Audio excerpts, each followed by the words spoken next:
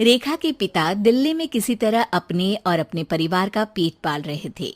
पर एक दिन, अरे रमेश, तुम्हारी बेटी के तो समझो भाग्य ही खुल गए। वकील लड़के का रिश्ता आया है। अरे वाह, कब करना चाहते हैं शादी? वो लोग तो जल्द से जल्द ही करेंगे। बाकी शाम को मैंने रेखा को देखने के लिए बुला लिया है। तेरा घर छोटा है तो तुम लोग मेरे घर ही आ जाना।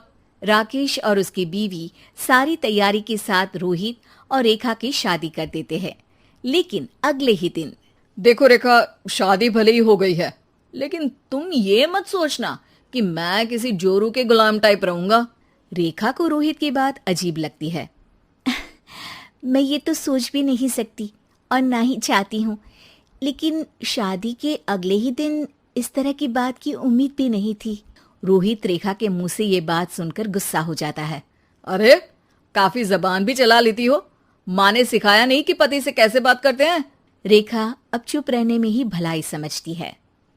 रेखा, जल्दी से नाश्ता तैयार कर लो। आज पहला दिन है, सारे काम तुम्हें समझा दूंगी।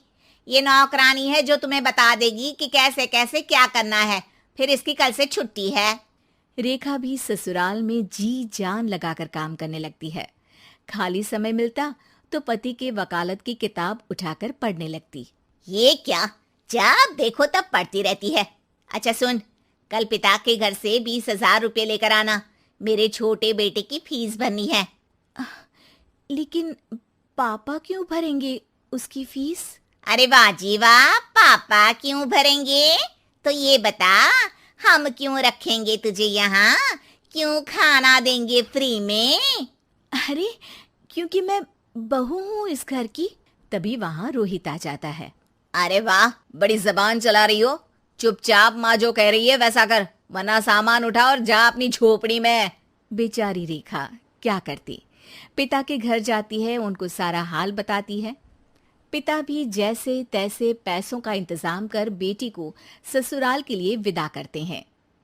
देखा, अब कहाँ से आए पैसे? अरे बहुत माल है तुम लोगों के पास, बस सीधी उंगली से निकालते नहीं। नहीं नहीं माँ, पापा ने अपनी मोटरसाइकिल बेचकर पैसों का इंतजाम किया है। पता नहीं अब वो ऑफिस कैसे जाएंगे। अरे वाह भाई, ये भी हम सोचे। खैर, जैसे तैसे दिन बीतते हैं।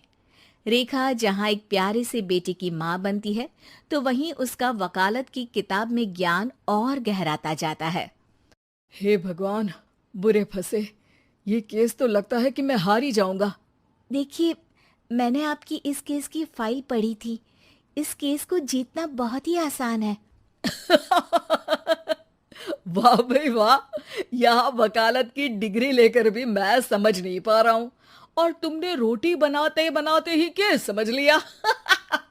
अरे जाओ जाओ, जाकर मुन्ने को संभालो। केस मैं संभालूंगा।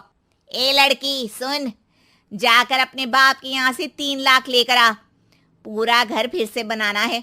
छोटे की शादी करूंगी तो छोटी बहू को कहाँ रखूंगी? पूरा घर तो तूने घेर रखा है। ऐसा मत बोलिए माँ जी, पापा इतना पैसा कहाँ से लाएंगे? अब तो वो रिटायर भी हो गए हैं।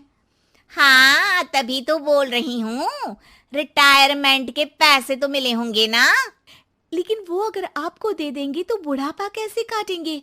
रोहित रेखा की बात सुनकर गुस्सा हो जाता है। ए सुन, चल अपना सामान उठा, अपना बच्चा उठा और निकल यहाँ से।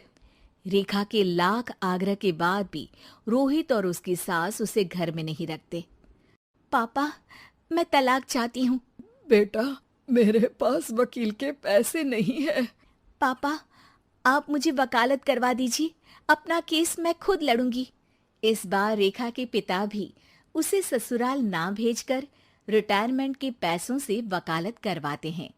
और फिर एक दिन कोर्ट के बाहर, रोहित, आज तुम अपना ही केस हार गए, वो भी उस लड़की से जिसकी तुमने कभी कदर ही नहीं की। रेखा, मुझे माफ कर दो। मैं इतनी बड़ी अमाउंट कहाँ से लाऊंगा? मैं हर महीने पैसे नहीं दे सकता तुमको। पैसे वहीं से लाना जहाँ से तुम मेरे पापा को लाने के लिए मजबूर करते थे।